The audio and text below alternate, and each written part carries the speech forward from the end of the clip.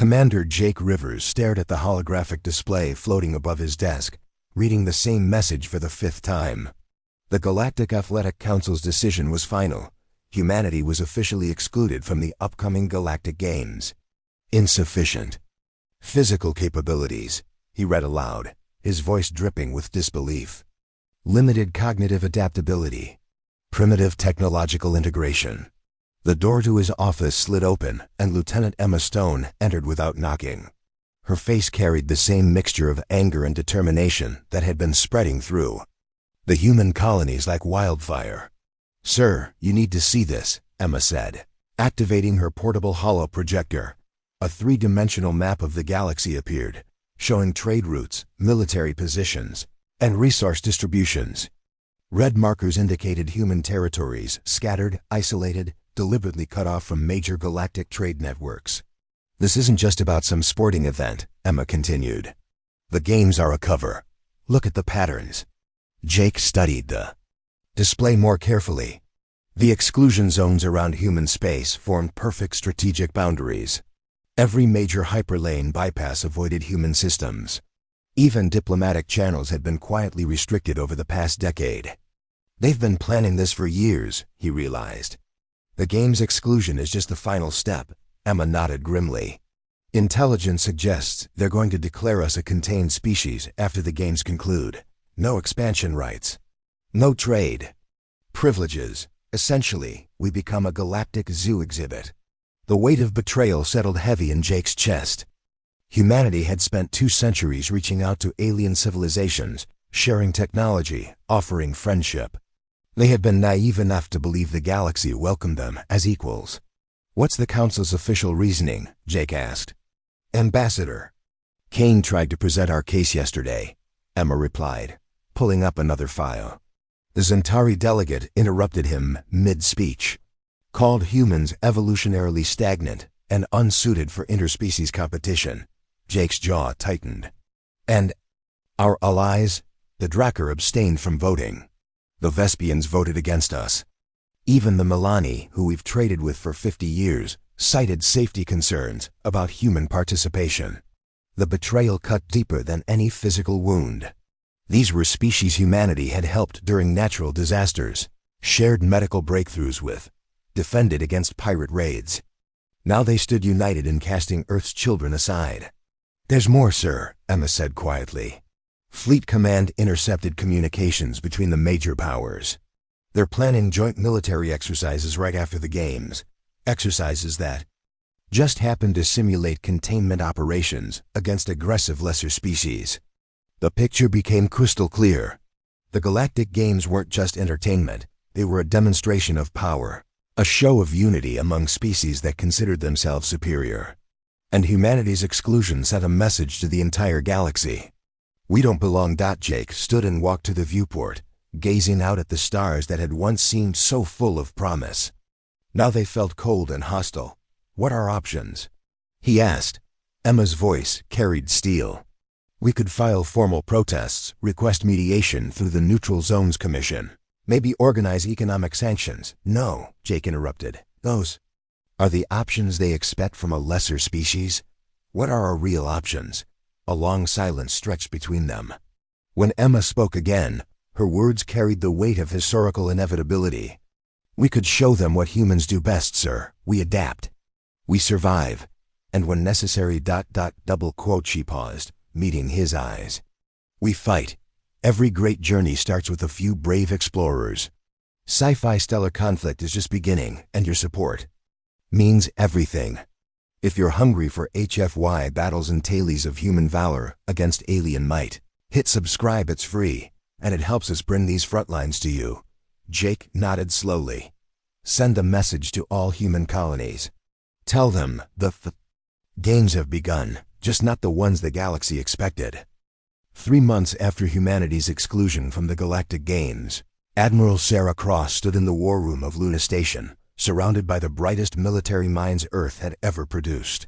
"Status report," she commanded, her voice cutting through. The low hum of tactical displays, General Mark Torres stepped forward. "All colonial defense forces have been quietly mobilized. We're calling it Enhanced Training Protocols to avoid detection. Current strength: 200,000 active personnel across 47 systems. Fleet status? Sarah asked. Captain. Lisa Park consulted her datapad. 137 vessels ranging from destroyers to heavy cruisers. Not impressive by galactic standards, but they're equipped with human innovations the aliens haven't seen.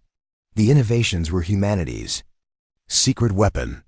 While other species had focused on perfecting existing technologies, humans had a peculiar habit of combining seemingly unrelated concepts in unexpected ways. Their ships carried experimental gravity manipulation drives, adaptive AI systems, and weapon configurations that violated several galactic engineering conventions.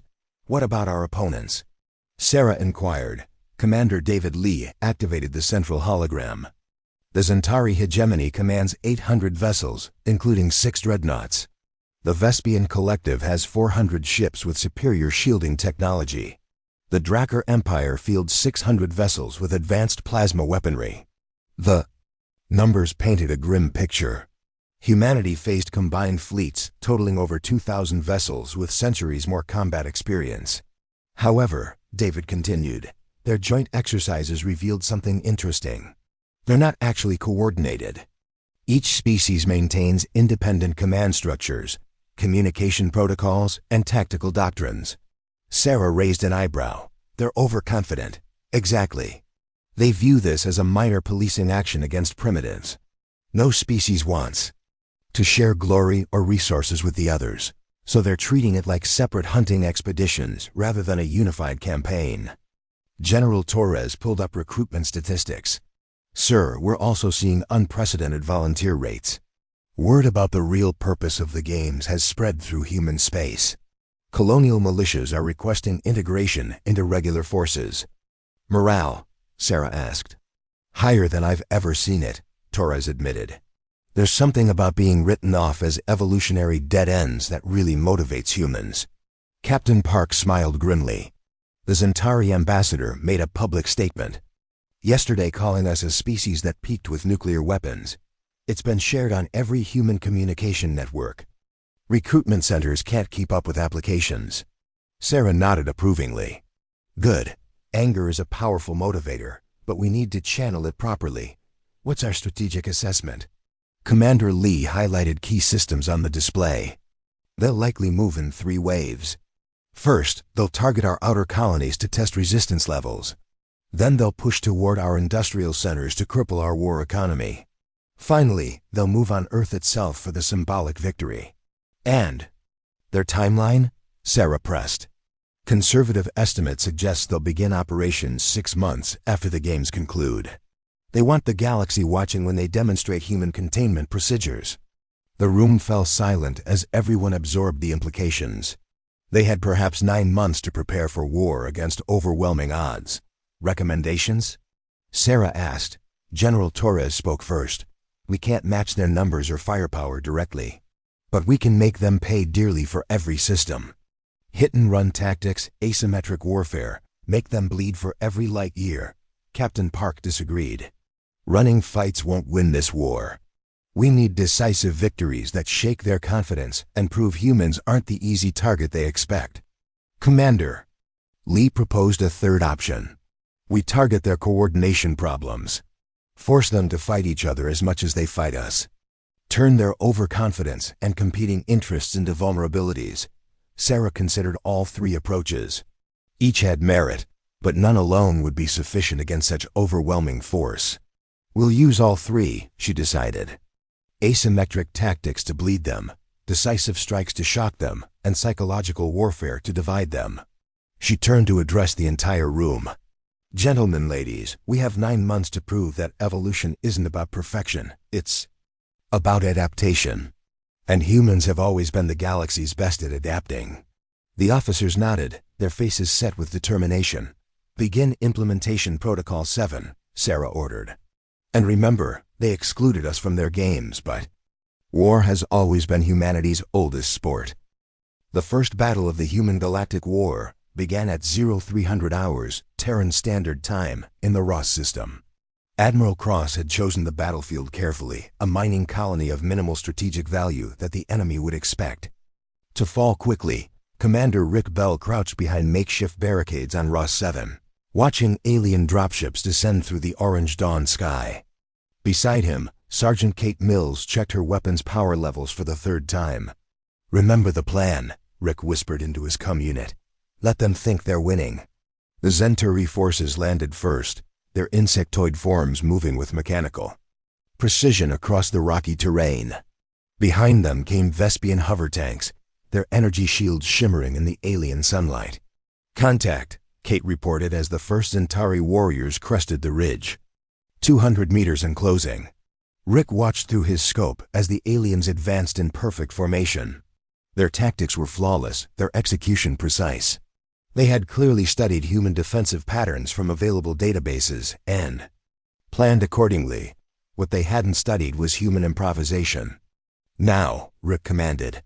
Hidden charges detonated beneath the advancing aliens, but not to kill them. Instead, the explosions released clouds of metallic chaff that interfered with their communications and targeting systems. Simultaneously, human defenders emerged from concealed positions the aliens hadn't expected: underground tunnels, camouflaged tree platforms, even positions within the abandoned mining equipment the enemy had dismissed as debris. The Centauri formation wavered as crossfire erupted from impossible angles. Their perfect tactical coordination dissolved into confusion as individual units lost contact with Central Command. "Phase 2, Rick ordered. Human forces melted away from their positions as quickly as they had appeared, leaving behind decoy heat signatures and automated weapon systems. The aliens found themselves firing at empty positions while real threats materialized behind them. Captain Lisa Park monitored the battle from orbit aboard the destroyer Tenacity. Her crew watched as Vespian reinforcements moved to support their ground forces, exactly as predicted. Target locks acquired on the Vespian command ship, Weapons Officer Tom Gray reported. "Not yet," Lisa cautioned. "Let them commit fully." The Vespian heavy cruiser descended into low orbit, its massive guns training on suspected human positions. Its shields were angled downward to protect against surface-to-orbit fire, leaving its upper hull vulnerable. "Now," Lisa commanded, 3 human vessels that had been hiding in the system's asteroid belt launched coordinated strikes. Their unconventional approach, attacking from above rather than the traditional horizontal plane, caught the Vespian commander completely off guard.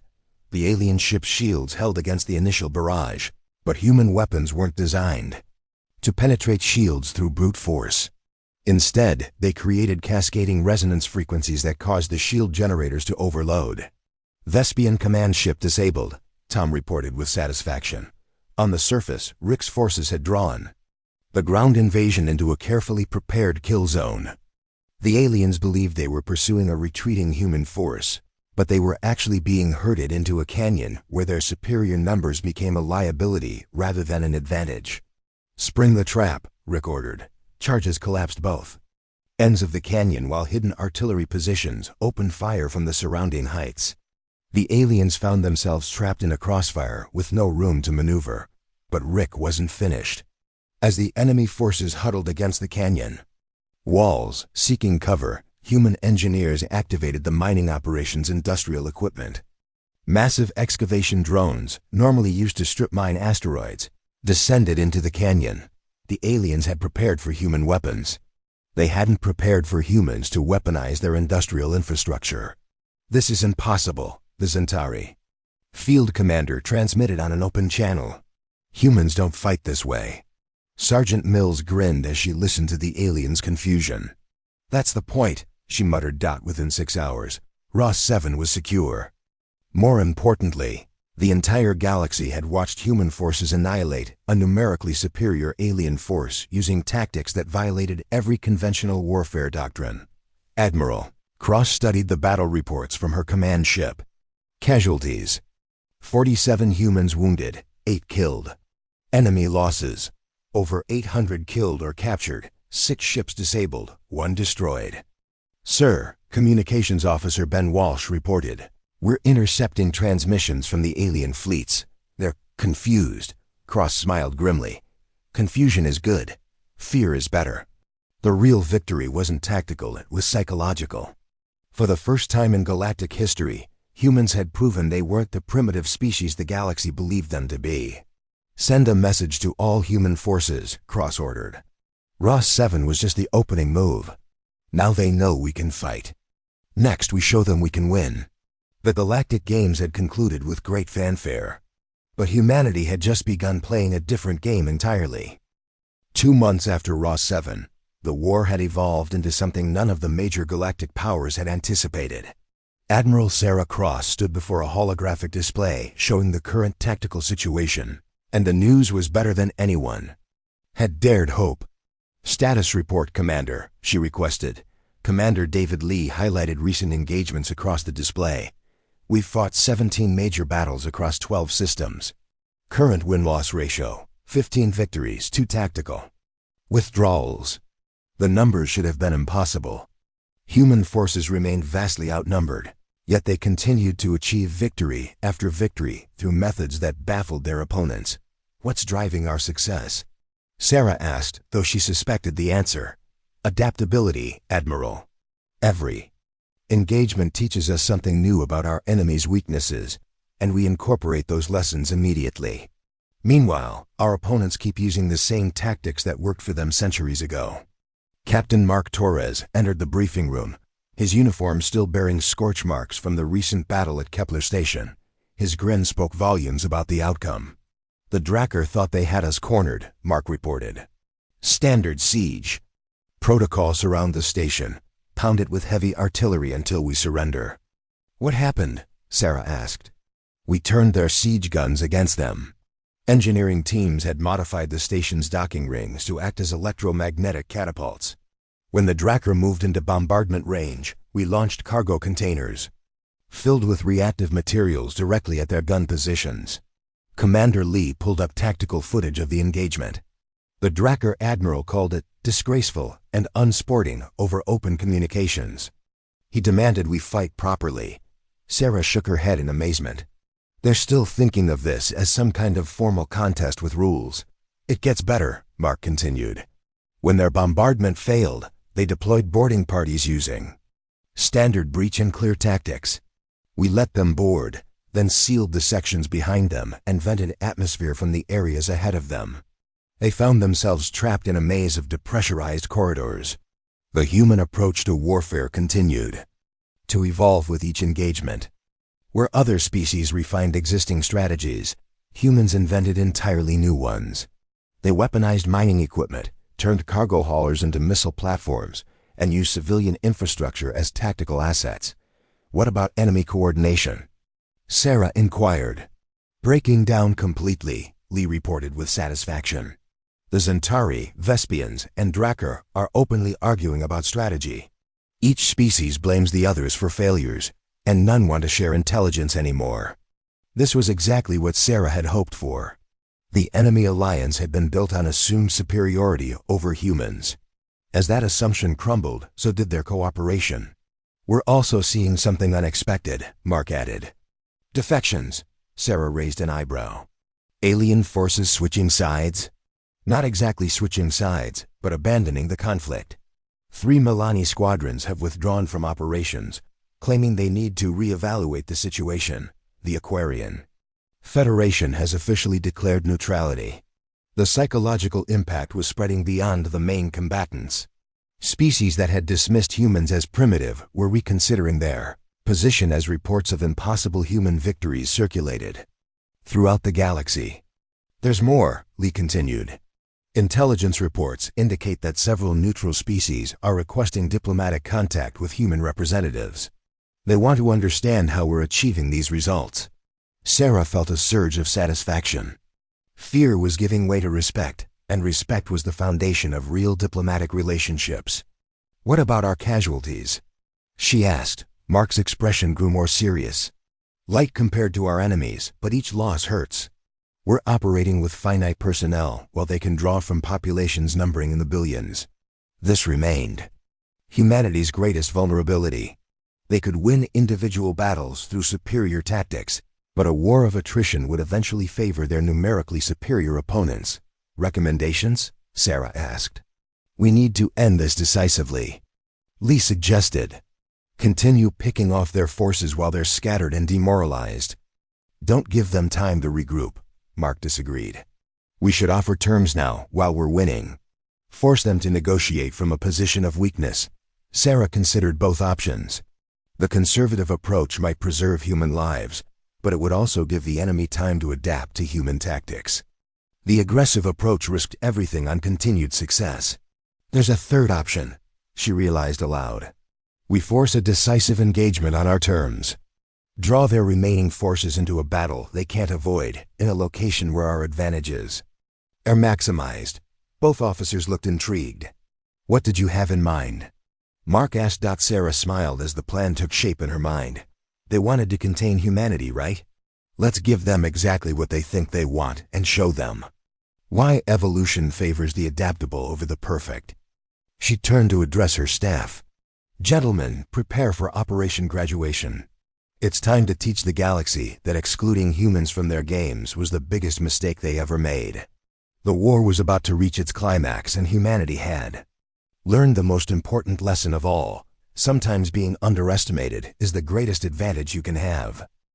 The final battle of the human galactic war began in the Sol system, at humanity's doorstep. Admiral Sarah Cross had orchestrated the situation perfectly, drawing every enemy fleet to Earth for what they believed would be the war's decisive engagement. From the bridge of the flagship Indomitable, Sarah watched as alien fleets emerged from hyperspace. Zentari insectoid vessels arranged themselves in perfect geometric formations. Vespian ships approached with their energy shields at maximum power. Drakkar warships advanced with their plasma cannons, charging for devastating alpha strikes. Final count, Admiral, reported Communications Officer Ben Walsh. 1,437 enemy vessels. They've committed everything. The alien commanders had finally overcome their coordination problems by agreeing to a simple plan: overwhelm humanity's home system with superior numbers. It was exactly what Sarah had wanted them to do. Human fleet status? She asked. Commander David Lee consulted his tactical display. 212 vessels in direct engagement range. All colonial fleets are positioned and ready. The numbers still seemed impossible, but Sarah knew something the enemy didn't. This battle wouldn't be won by firepower, it would be won by understanding what warfare truly meant. Incoming transmission from the Zentari flagship, Walsh reported. Put it through, Sarah commanded. The bridge's main screen activated, revealing High Commander Zek, the Zentari's supreme military leader. His insectoid features radiated confidence and contempt. Admiral Cross, Zek began, his translated voice carrying mechanical precision. Your species has fought admirably for primitives, but this ends here. Surrender now, and we will make your containment comfortable. Sarah smiled calmly. Commander Zek, you made one fundamental error from the beginning. And what might that be? Zek asked with amusement. You assumed this was about territory or resources or even survival, Sarah replied. But for humans, this was always about something else entirely. She gestured to her tactical officer. Commander Lee, please explain to our guests what Operation Graduation actually entails. Lee activated a system-wide holographic display that revealed the true scope of human preparations. Hidden throughout the Sol system were thousands of automated platforms, converted civilian vessels, and concealed weapon systems. But more importantly, the display showed something else: similar networks throughout dozens of other systems, all connected by quantum communications arrays. This isn't a battle for Earth, Lee explained to the stunned alien commanders. This is humanity's final examination. Sarah took over the explanation. For 2 centuries, we've been students in the galaxy's classroom. You taught us about technology, about politics, about the nature of interstellar civilization. We learned everything you had to offer. The alien fleets began to realize they weren't looking at a desperate last stand. They were looking at the culmination of a species-wide educational process. Today we graduate, Sarah announced. And our thesis demonstration is this: evolution doesn't create perfection, it creates adaptation. The human attack began on every front simultaneously. But this wasn't the improvised tactics of earlier battles. This was coordinated, systematic. and devastating. Colonial fleets attacked alien supply lines across 50 systems. Automated platforms throughout Sol system created overlapping fields of fire that channeled enemy movements into predetermined kill zones. Converted civilian vessels emerged from hiding places throughout the asteroid belt, their improvised weapons targeting enemy communication arrays. Most importantly, human forces demonstrated perfect coordination across impossible distances using quantum entanglement communication technology they had developed by combining alien scientific principles in ways their original creators had never imagined. "This is impossible," High Commander Zek transmitted as his perfectly arranged formations crumbled under multi-directional assault. "How are you coordinating across such distances?" "We learned from the best teachers," Sarah replied. "Zentari. Quantum mechanics, Vespian energy manipulation, Drakkar material science. We just combined them differently than you ever imagined." The battle raged for 18 hours, but its outcome was never truly in doubt. Alien forces found themselves fighting not just human vessels, but human innovation itself. Every tactic they deployed was countered by adaptations they hadn't anticipated. When the Vespian heavy cruisers formed their traditional wall formation, human ships attacked from above and below simultaneously. When Zentari fighters attempted their precision strike patterns, they found their targets weren't where their sensors indicated. When Drakkar dreadnoughts fired their massive plasma batteries, the energy was absorbed and redirected by human ships equipped with adaptive shielding. "Status report," Sarah requested as the battle reached its climax. "Enemy fleet effectiveness down to 30%, Lee reported. "They're beginning to withdraw to separate rally points." This was the moment Sarah had been waiting for. "Open communications to all alien vessels," she commanded. Her image appeared on every enemy ship simultaneously. "Attention Allied fleets. This is Admiral Sarah Cross of the Terran Defense Force. Your coordination is broken, your tactics are obsolete, and your position is untenable." She paused, letting the weight of their situation sink in. "But we're not interested in conquest or revenge. We're interested in graduation." Sarah activated a new display showing human technological innovations developed during the war. Medical advances that could benefit all species. Energy systems that were more efficient than anything currently in use. Agricultural techniques that could end hunger on a dozen worlds. "This war taught us who we really are," she continued.